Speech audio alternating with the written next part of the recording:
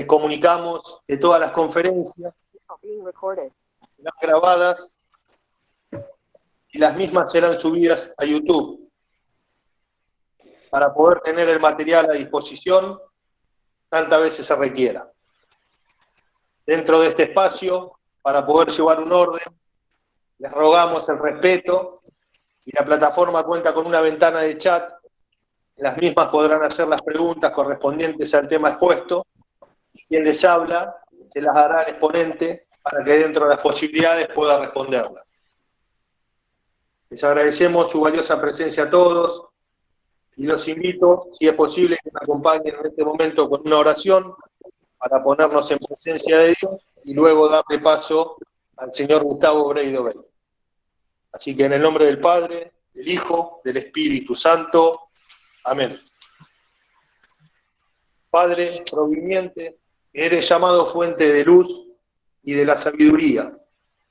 Ilumina nuestro entendimiento y disipa las tinieblas en que hemos nacido, el pecado y la ignorancia.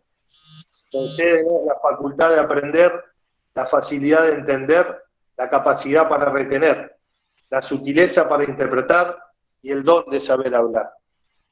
Enséñanos a comenzar bien esta conferencia y ayúdanos a darle su debido término, a mayor gloria tuya.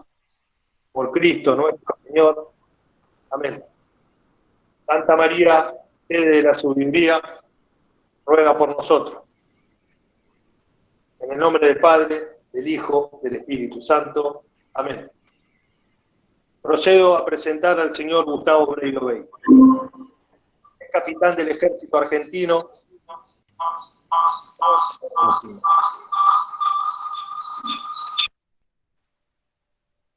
El día 3 de diciembre del año 1990. Cumplió condena de 10 años de prisión en la cárcel. Fue cofundador y primer secretario general del Movimiento Identidad Nacional e Integración Iberoamericana. Precedía al coronel Seinaldín. Cofundador y presidente del Partido Popular de la Reconstrucción, junto al señor Graci Susini y el doctor Francisco Bosch. Fue candidato a presidente de la Nación en el año 2003.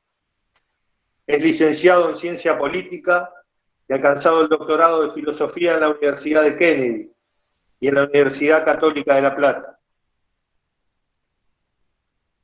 Así que los dejo con Gustavo, que nos va a brindar la conferencia del día de hoy. Adelante, Gustavo. ¿Se escucha bien, Leo? Se escucha perfecto y lo vemos bárbaro. Bueno, porque acá no se escucha muy bien. Les pido si pueden silenciar los micrófonos, todas las personas que tengan el micrófono abierto. Y hay un ruido, sí, se escucha un ruido medio extraño. No sé, debe ser producto de la aplicación. Y bajó el volumen, ¿no? Me parece.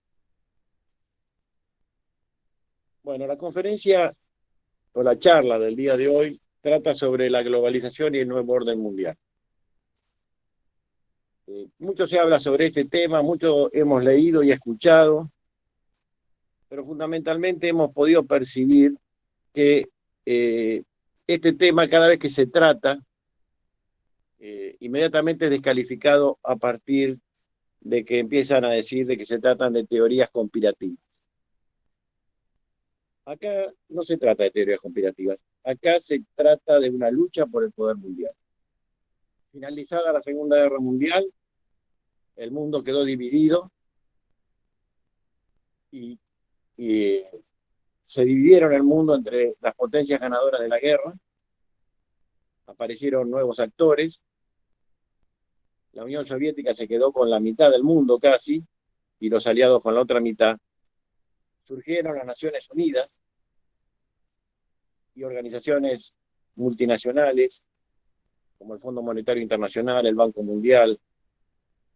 De Naciones Unidas se desprendieron la Organización Mundial de la Salud, la UNESCO, las organizaciones internacionales de derechos humanos. Y esto se mantuvo bastante tiempo, donde se veía bien definido el ejercicio del poder a nivel mundial. Algunas naciones como Estados Unidos, Francia, Inglaterra, controlaban bastante parte del mundo, pero fundamentalmente desde el punto de vista económico. Y por el otro lado, la Unión Soviética, que controlaba políticamente y económicamente a muchísimas naciones. Esto se extendía también hasta China, porque China, bajo el control de Mao Zedong, también había asumido el régimen marxista. Esto con el correr de los años fue cambiando. Estados Unidos se transformó primero en una nación hegemónica, con la caída del muro de Berlín, pero poco a poco empezó a surgir otra potencia, que es China. Esta situación cambia totalmente el plano del poder y de las relaciones del poder. Es así que ya no podemos hablar de un mundo bipolar, sino de varias naciones con capacidad militar importante y nuclear. No obstante, Estados Unidos sigue siendo una potencia militar por sobre las demás, pero China comienza un avance en lo económico y produce un cambio fundamental. Sale de sus fronteras hacia el mundo. Esto no tendría ya mayor importancia porque seguiríamos viendo a los poderosos, a las naciones poderosas, usufructuar de los recursos naturales del resto de los países y llevar adelante sus políticas como hasta la venían haciendo, hasta que apareció una alianza y un reordenamiento del poder que modificó toda la ecuación. Ya no eran las naciones solamente. Apareció el poder del dinero, de las finanzas, el poder de los medios de comunicación social, el problema de la tecnología o de los tecnócratas, y esto produce un cambio que para muchos es difícil de ver, y ahí es donde empiezan a hablar de que uno lo plantea como una conspiración, pero en realidad es una relación de poder, donde fundamentalmente Estados Unidos, Inglaterra, Rusia misma, Canadá y algunas otras naciones mantienen una posición fuera del plan mundialista globalizador, y una alianza se produce entre China, fundamentalmente, y estos poderes mundiales. Lo que parece una incongruencia o una locura. Lo que pasa es que los que detentan el poder mundial, el poder de la finanza, de las comunicaciones, de la cibernética y de la tecnología, se dan cuenta que ellos son los que realmente pueden gobernar el mundo. Pero para gobernar el mundo no sirve el sistema democrático, más allá de las imperfecciones tremendas que nosotros sabemos que tiene el sistema democrático y que está bastante agotado el sistema en sí. Es un sistema que no les permite el control mundial. Entonces existe una alianza, aunque parezca una locura, entre el gobierno de China, que es comunista, y estos sectores representados fundamentalmente en las comunicaciones por Bill Gates, Ted Turner, de CNN, y varios más, los dueños de Netflix, de Amazon, de Facebook. Y por otro lado, los grandes financistas, como Rothschild y Soros, entre otros, y la banca internacional. En medio de esto, como siempre, la masonería, que ejerce poder en muchísimas naciones, y que ahora dejó de ser tan secreta para parecer bastante superficial. Esto produce una colisión. El proyecto mundialista venía muy bien. El mismo Rothschild decía que venía muy bien hasta que llegó Trump. Acá no vamos a hacer la apología de Trump. Nosotros vamos a tratar de ser objetivos en el tema del poder. La elección ganada por Trump provoca que Hillary Clinton no llegue a la presidencia. Y esto les produce un tremendo daño, porque el Partido Demócrata, y con Hillary Clinton a la cabeza, representa esa unión que también existe en Europa entre el socialismo y el liberalismo. Capitalismo en lo económico, socialismo en lo cultural y en lo político. Esto que ya estaba ejerciendo China. China pasó de una economía marxista, socialista a una economía capitalista y mantuvo el régimen socialista. Por lo tanto, no es una locura lo que estoy refiriendo, porque ya existe. China pasó a ser una potencia económica capitalista, con un régimen marxista. ¿Por qué? Porque el régimen marxista permite el control de la población. Ustedes fíjense, más de 1.400 millones de habitantes que obedecen ciegamente las órdenes dictatoriales que surgen del gobierno marxista. Para estos grandes empresarios, dueños de los medios de comunicación, financistas, es el régimen ideal, porque indudablemente estos regímenes son para abajo socialistas. En las conducciones, un grupo selecto, como lo tuvo en su momento la Unión Soviética con el Politburo, controla al resto, pero no vive como el resto. Y evitan de esa manera, avanzando en esta teoría de un socialismo mundial, toda la discusión democrática que a estos grandes personajes no les interesa. Indudablemente esto no se puede llegar fácilmente. Acá ha habido una acción de muchos años para ir convirtiendo los organismos internacionales como las Naciones Unidas, como la Organización Mundial de la Salud, como el Fondo Monetario Internacional, en organismos que responden a intereses de la izquierda. Pierde el control las potencias de los aliados después de la Segunda Guerra Mundial y empiezan a tomar poder, China fundamentalmente, y poner personeros, como el actual director de la Organización Mundial de Salud, que es una persona de un país africano marxista, o algunos personajes impuestos desde el otro sector, el financiero, y esto hubiera cerrado con el triunfo de Hillary Clinton. Por eso, nosotros acá los argentinos tenemos una partecita en la acción. Ustedes recuerdan cuando subió Mauricio Macri, acá apareció como canciller la señora Malcorra, que era secretaria del secretario de Naciones Unidas y que apareció solamente para hacer una campaña para ser secretaria general de Naciones Unidas ella. A la Argentina le costó muchísimos millones apoyar esa campaña. Lagarde en el Fondo Monetario Internacional, Hillary Clinton, presidenta de los Estados Unidos, Malcorra en Naciones Unidas iban a ser la cara visible de los sectores que no eran marxistas. Cuando Hillary Clinton pierde, automáticamente Malcorra no tiene posibilidades de asumir en Naciones Unidas. Y Christine Lagarde es desplazada del Fondo Monetario Internacional. Le dan un cargo lo mismo, pero es desplazada. Esto le retrasa. Y Rothschild sale a decir que Donald Trump está perjudicando y poniendo en peligro el nuevo orden mundial. Simultáneamente, el ex primer ministro inglés, Gordon Brown, sale a decir que es imperativo que se instaure un gobierno mundial dictatorial, dada la gravedad de la situación que se está viendo en el mundo. Porque el tema de la pandemia, más allá de que existe, no es que no existe, está siendo utilizada y permite varias cosas que ahora las vamos a ir a analizar. En primer lugar, empobrecer al mundo. Lo están logrando. Por supuesto, a las sociedades.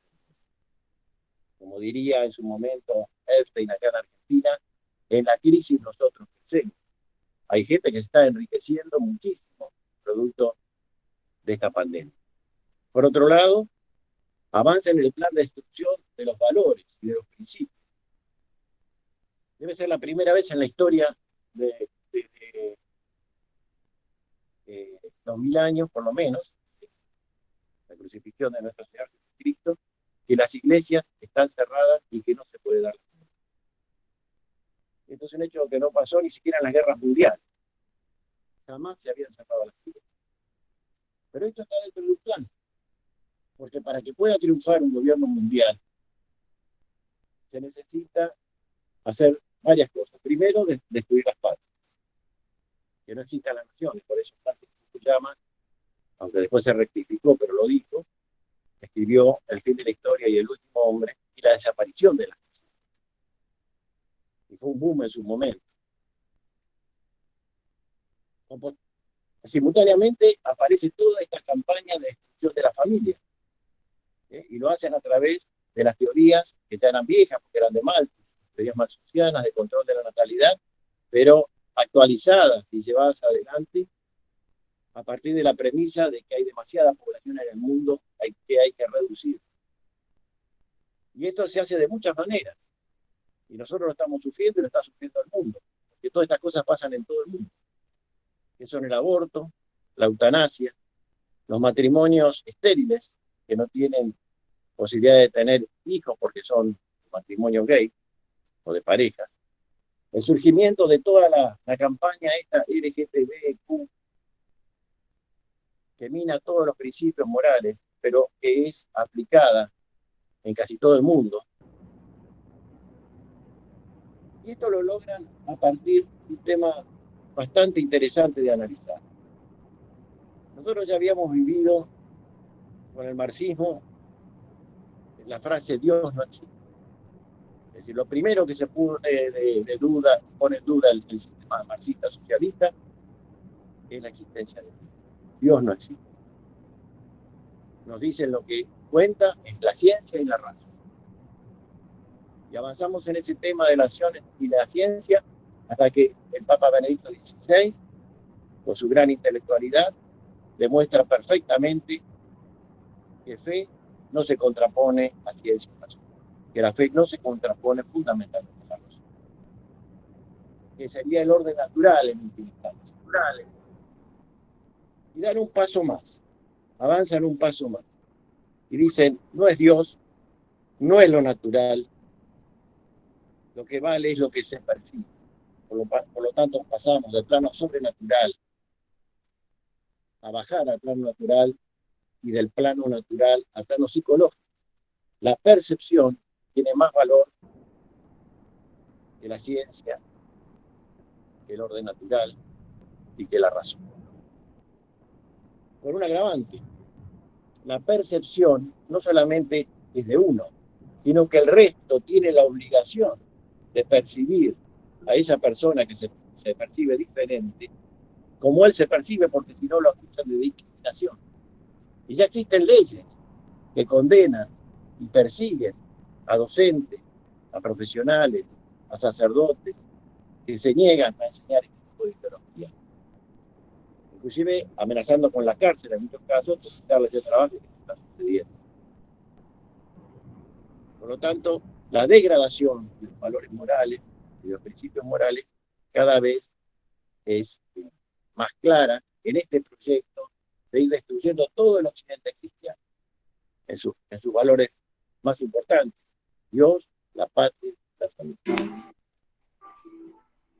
Se han encontrado con un obstáculo, que no digo que sea un buen obstáculo, pero es un obstáculo, un catejón, que sería este señor Donald Trump, al cual no lo conocemos mucho, no sabemos tampoco qué representa, pero les ha trabado su proyecto, en cierta medida.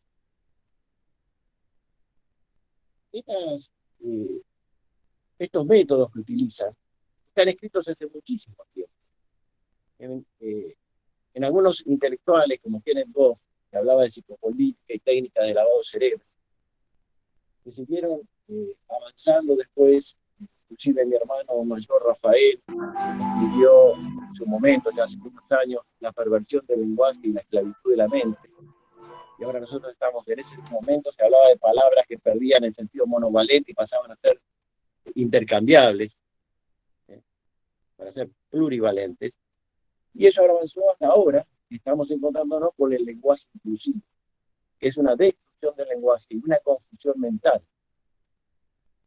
Este nuevo forma de educar, ¿no? Es decir, todo lo que tiene que ver con los valores, con los principios, con la tradición, va siendo destruido, y para eso cuentan con esa tremenda arma que son los medios masivos de comunicación. Por eso ustedes observan un poco la CNN, que es de Ted Turner, y otros medios masivos, o los canales de películas o series, como Netflix. Ustedes van a ver permanentemente que se avanza en todo lo malo. La destrucción de la familia, la burla sobre el matrimonio tradicional, actúa sentimentalmente sobre todo esta nueva aparición de LGTB, como si fueran todas víctimas, y van obligando a la sociedad y a las sociedades a ir aceptando todo este cambio. La pandemia ha venido a ayudar al nuevo orden mundial. El mundo tiene la boca tapada. A veces uno sale a la calle y ve bajar de los taxis a la gente con el barbijo, caminando con el barbijo, los chiquitos con los barbijos, los sacerdotes con los barbijos, los profesionales con los barbijos. Y eso es en la Argentina, encerrados en sus propias casas, imposibilitados de recibir los sacramentos, imposibilitados de expresar su desacuerdo con muchas decisiones que se están tomando, legislando a nivel mundial, nacional también, entre gallos y medianoche, con decretos de necesidad de urgencia, con leyes que nadie sabe que se están votando, y entonces avanza este modelo de control social y acompaña también el modelo de empobrecimiento. Y acá yo desarrollo una especie de teoría que puede estar equivocada, pero es un pensamiento que les quiero acercar también. La revolución marxista se basó en la lucha del proletariado, trabajadores del mundo unido. Fíjense, la izquierda levantaba la lucha de clase, la defensa del trabajador, el ataque contra sectores de la sociedad que provocaban desigualdad. Después se dieron cuenta que el trabajador también quería progresar, que el trabajador quería tener su casa, por lo tanto le interesaba la propiedad privada, quería tener un cierto nivel de vida. Por lo tanto, ellos consideran que el trabajador es un traidor, que el trabajador ha traicionado la revolución. Y lo que ellos consideraban en su momento el lumpen del proletariado, que eran los marginados, los que estaban en las cárceles, en las prisiones, esa gente era la que iba a tener que hacer la revolución.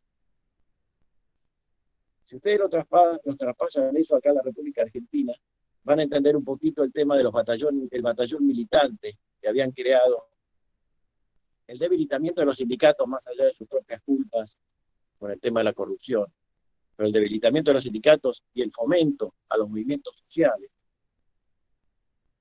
Todo esto tiene la finalidad de crear una masa que está sucediendo en todo el mundo, inclusive en Estados Unidos. Ustedes lo están viendo con esos movimientos violentos que queman iglesias, inclusive, como en Francia, como en México, como en Nicaragua, como en muchísimos países del mundo y que no está saliendo, que actúan y atacan a las instituciones, aduciendo la defensa de los más débiles, de los más pobres.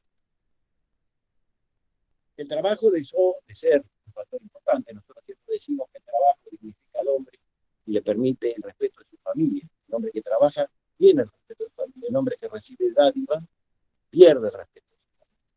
Cada vez son más grandes los subsidios que se dan, cada vez es menos el trabajo que existe, cada vez la población mundial, y la nuestra también, está más empobrecida.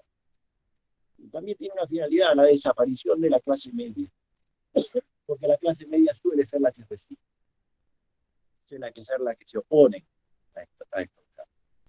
Y llamativamente la izquierda, que levantaba, entre comillas, banderas aparentemente loables, como la lucha de clase, el derecho de los trabajadores y demás, pasa a levantar la bandera del LGTB, la bandera del aborto, la bandera del matrimonio gay, la bandera de la eutanasia, y deja de lado todas las banderas reivindicatorias del trabajador.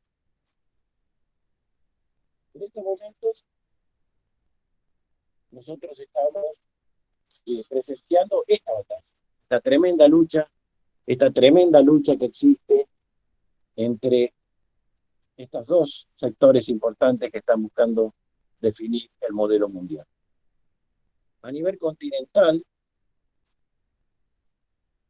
la situación fue cambiando. Hace unos años estaban en una mucha mejor situación para llevar adelante esto, cuando al Foro de San Pablo. Porque contaban con muchos presidentes. Lula da Silva en Brasil, Correa en Ecuador, Evo Morales en Bolivia, Lula da Silva en Brasil, los Kirchner en la República Argentina, y algunos más que ahora se me están escapando, Ortega en Nicaragua. Por lo tanto, tenían las 3/4 partes de los presidentes de su lado para llevar adelante estas mismas ideas, pero en una forma bastante más virulenta. Pierden las presidencias por diferentes formas y se les frena el tema del Foro de San Pablo, pero no desaparece el tema. Lo disfrazan de Puebla, donde casi todos los que conforman parte son los que eran antes presidentes en el Foro de San Pablo y ahora son expresidentes, salvo algunos, pero que tampoco les está saliendo bien en ese sentido, que lo contaban a López Obrador de México, pero López Obrador de México aparentemente ha tomado una posición diferente en su reunión en Estados Unidos con Trump. En esta lucha por el poder, nosotros en la Argentina no tenemos mucha alternativa, porque una de las características de esta lucha es la transversalidad política. Nadie podría pensar que en el gobierno de Macri se iba a presentar 2 veces, no una, 2 veces el proyecto de la ONU. Y lo primero que dice el señor Alberto Fernández cuando asume, vamos a imponer el. Por lo tanto, la Argentina, lamentablemente, por derecha, dicen ahí, la derecha liberal, o por izquierda socialista, o marxista, parecería ser que han decidido adoptar el modelo mundialista globalizado. En el caso de Alberto Fernández, se hace desde una posición más socialista. En el caso de Cristina Fernández de Kirchner, se hace de una manera más revulsiva, como lo pretenden los del Foro de San Pablo. Pero en el fondo son metodologías diferentes con un mismo fin. Esto no es nuevo. Para muchos que piensan que esto es una novedad, no es así. No es así ni en Argentina, ni no es así en el mundo. Yendo a un aspecto escatológico, esto lo vienen diciendo hace muchísimos años, desde Dostoyevsky, Soloniev, Benson, Hugo Watts, Martínez Ubiría, el padre Castellani, el padre Sáenz, Piper, infinidad de autores han planteado aspectos que marcan signos apocalípticos. Por supuesto, ninguno de nosotros sabe ni el día ni la hora. Y en otras épocas de la humanidad ha habido síntomas similares, pero los síntomas están presentes. Y es finalmente una lucha permanente, histórica, universal entre el bien y el mal. Una lucha que antes producía la liquidación de naciones enteras a través de las guerras, pero que después se dieron cuenta que el control y la eliminación se podía hacer a través de otros aspectos que no sean solamente militares. Donde necesitan intervenir, intervienen. Muchas veces, fundamentalmente por razones económicas. La destrucción de Irak en su momento tuvo una finalidad de quedarse con el petróleo de Irak, de destruirla para después las empresas constructoras reconstruyeran, y el gran mercado de las armas. Acuérdense que Irak fue atacada aduciendo informes de la CIA que decía que tenía armamento nuclear.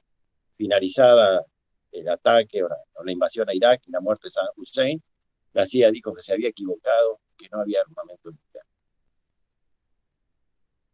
Los métodos, entonces, de confrontación para lograr objetivos económicos, políticos, ideológicos eran militares. Esto ha cambiado. Ahora es mucho más grave porque esto ataca al corazón de la nación. Ataca su cultura, su religión, su sentido de patria, el ser nacional, el sentido de familia, el sentido de matrimonio. Nos invaden con toda esta contracultura, con el objetivo fundamental de destruir los valores cristianos. Saben que el enemigo es el cristiano.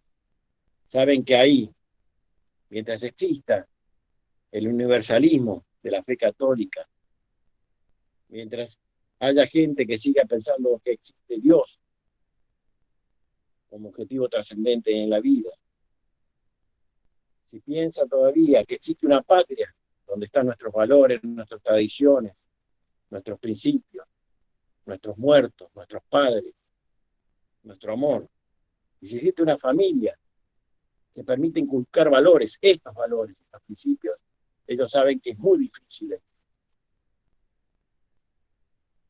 ¿Qué nos queda ante este panorama? En gran medida observar, en gran medida orar, en gran medida mantenernos unidos, fundamentalmente los núcleos familiares, que cada familia sea un reducto, que cada familia sea una trinchera, que cada familia diga no van a pasar.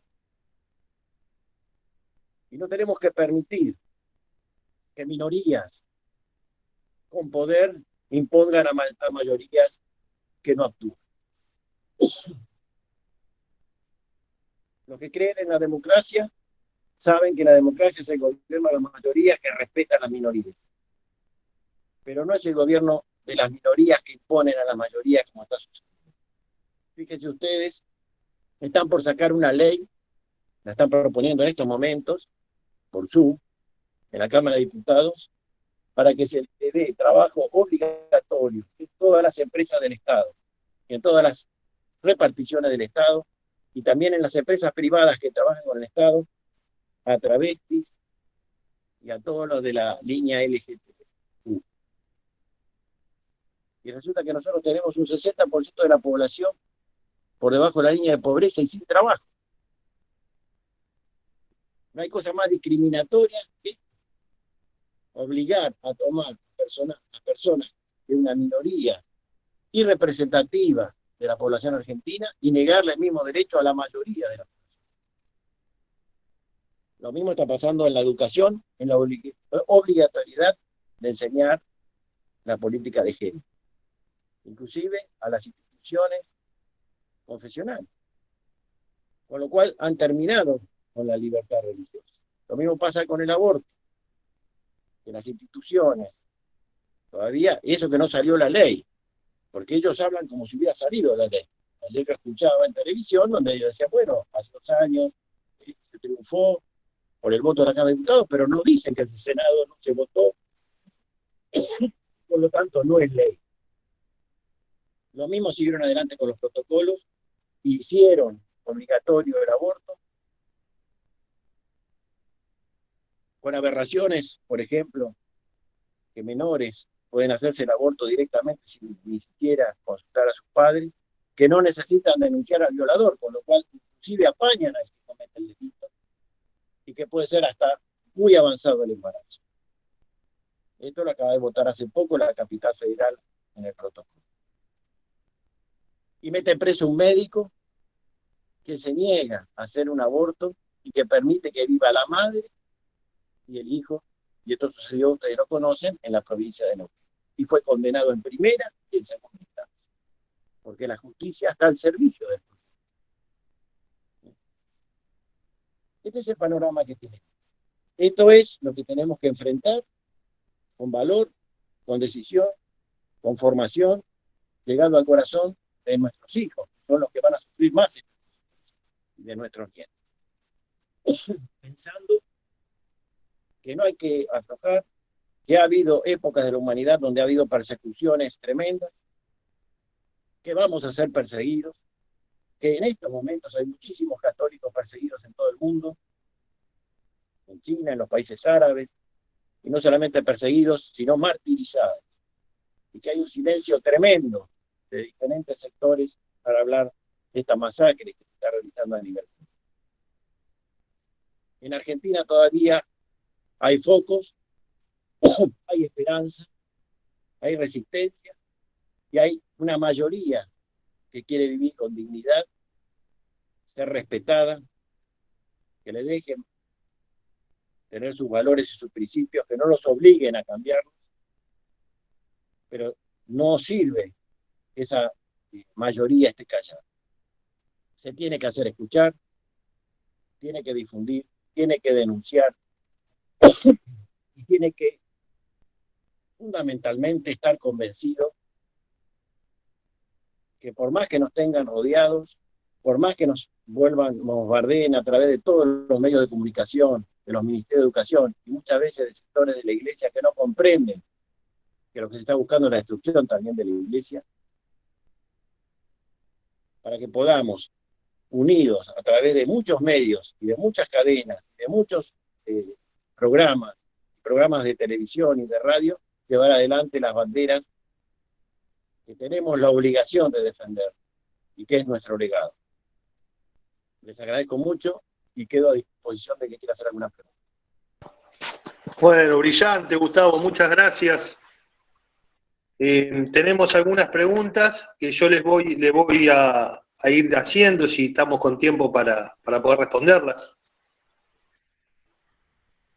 Pregunta el señor Emilio Casbo.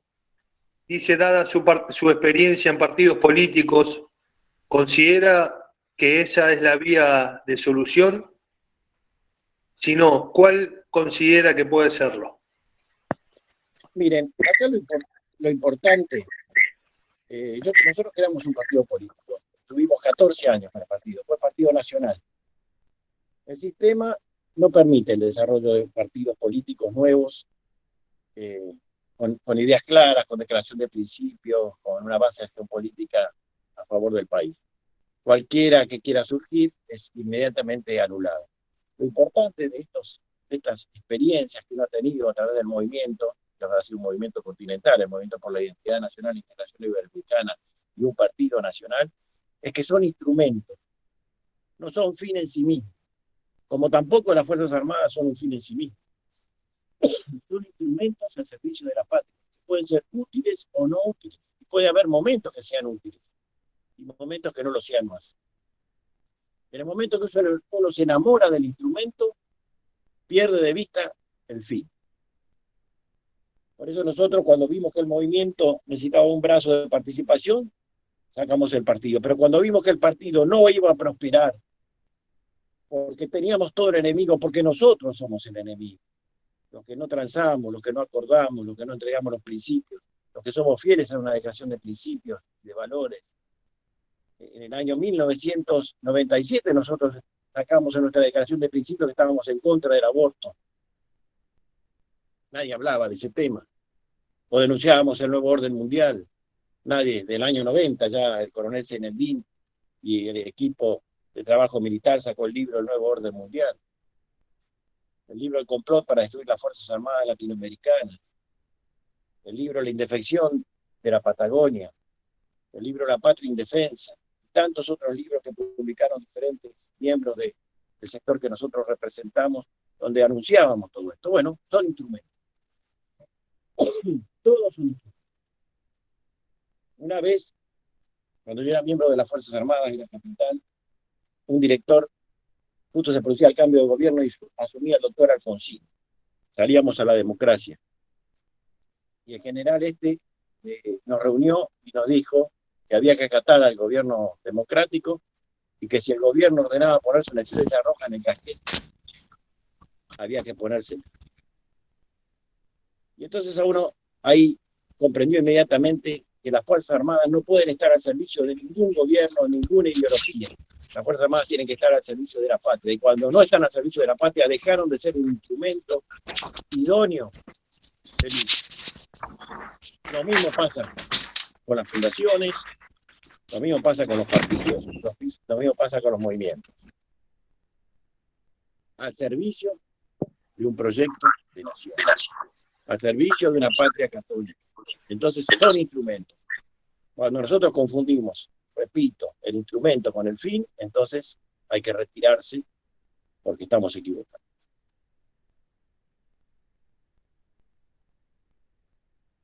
No sé si quieren alguna otra pregunta. Pregunta la señora Agustina Luna si usted puede dar un punto de vista de dónde nos debemos alinear. En primer lugar, mantener firmes nuestras propias familias, porque esta gente me hace acordar a una parte del Evangelio, a uno de los Evangelios que decía, se pondrán padres contra hijos, hermanos contra hermanas. Y esta gente está logrando eso, está dividiendo nuestras familias, nos hacen enfrentar entre nosotros. Nosotros claudicamos a veces nuestros principios para mantenernos cerca de nuestros hijos, o por temor a perderlos. Bueno, en eso tenemos que luchar, rezar y mantenernos firmes, sin cerrarnos a lo que está pasando en la actualidad, pero educándolos y manteniéndonos en eso. Partido político, si están convencidos que hay un partido que represente sus principios, sus ideales, y bueno, se puede participar. Yo no creo que, siempre y cuando, repito, sea un instrumento que te permita lograr objetivos que no son otros que Dios, la patria, la familia, la grandeza de nuestra nación. Cualquier otro principio que tenga un partido político son de carácter partidario, de politiquería, de ocupar cargos, no sirve para nada. No cambia nada, ni va a cambiar nada.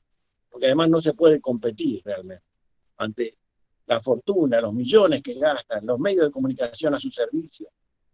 Porque lo peor que le puede pasar a un partido político, y se lo dice a alguien que tuvo partido político en 11 provincias, partido nacional, es que lo ignoren. Uno puede matarse recorriendo, armando, sumando las 8.000 firmas en cada lugar, o las 16.000 en la provincia de Buenos Aires, y lograr todo eso y ser partido nacional, pero si la gente no sabe, uno no existe. Y para que la gente lo conozca, porque nadie vota lo que no conoce, y para que la gente lo vote, hay dos caminos. O tener muchísimo dinero, cosa que nosotros los nacionalistas jamás tuvimos ni vamos a tener. O transar con el enemigo. Entonces uno traiciona sus principios para aliarse con otro que le da la posibilidad de llegar. ¿Llegar a qué? A ser diputado, a ser senador. ¿Y qué va a cambiar eso? Pregúntenle a Alberto Asef, ¿qué va a cambiar? Mantuvo el Partido Constitucionalista, donde muchos jóvenes estuvieron muchas veces. ¿Para qué? Para después arreglar con uno, arreglar con otro, para ser diputado él. ¿Y qué significa en un cambio en la sociedad para bien? En nada. Por lo tanto, hay que ubicarse bien, cuando uno sigue a un partido tiene que ver sus principios, su educación de principios, su base de acción política, las personas que acompañan, los equipos que tienen. Y no alcanza, pero por lo menos sentirse que uno participa, lo cual no es malo, pero que reúne esas características. Nosotros en el partido somos personas de un nivel, de una capacidad intelectual en todas las áreas. El doctor Andrés, de la Fundación Carrillo, en medicina, el doctor Ricardo Paz, en política exterior, y el embajador Lupis, el coronel Guevara, en interior, Tito Guevara, pero Marcelo Lascano, Eduardo Conesa. Teníamos la gente, y en educación montones, y en cultura, porque ahí es donde se destaca mucho el nacionalismo. Pero ¿cómo se compite? Si a uno le dan 30 segundos en un programa de televisión, cuando los otros están 2 horas, cuando uno apenas puede hacer las boletas mínimas para que estén en las urnas, que se las roban en la urna porque necesita en la provincia de Buenos Aires 35.000 fiscales para controlar, si no le roban las boletas, o cuando se abren las urnas, les modifican las cifras. ¿Y eso cómo se hace? ¿Cómo lo hacen los partidos? Les pagan, les dan plata. Entonces, el sistema es un sistema corrupto y corruptor, y obliga a uno, si quiere continuar, a transar, a arreglar, a entregar sus principios, a entregar sus valores.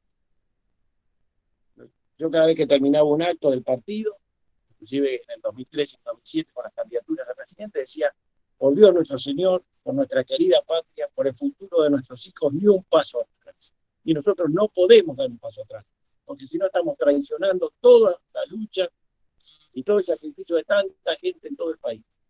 Entonces el partido sirve, puede ser, no enamorarse, no transar para llegar, no acordar, eso no es bueno. Bueno, no sé qué otra pregunta más. Bueno, si le parece, puedo hacer alguna más, Gustavo, como usted me diga. Sí, no hay problema. Bien. José Luis de Nápoli le manda un abrazo y pregunta si Trump, Vladimir Putin y Bolsonaro pueden alinearse en contra del orden mundial masónico.